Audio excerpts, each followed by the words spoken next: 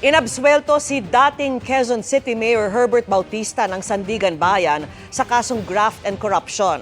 Kaugnay po ito sa solar power system and waterproofing works sa isang gusali sa lungsod. Hinatulang guilty naman ang itinurong kasabwat ni Bautista. Nakatutok si Maki Pulido.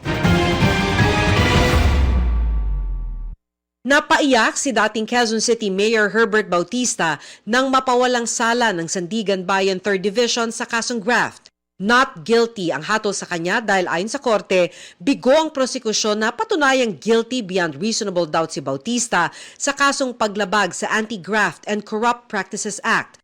Kaugnay yan ang pagpirma sa disbursement voucher kaya naaprobahan ang pagbayad ng higit 25 million pesos sa Signet Energy kahit hindi natupad ang nasa kontrata na dapat may net metering sa Meralco ang ininstall na solar power sa Quezon City Civic Center.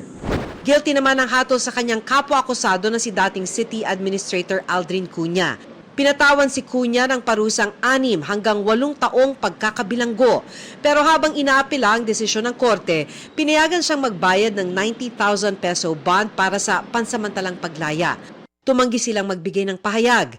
Nakalusot man sa kasong ito si Bautista, inaapela pa niya ang hatol na guilty para sa hiwalay na kaso kaugnay ng pagpabor umano sa Geodata Solutions Inc. para gawing online ang pagproseso ng mga permit sa City Hall.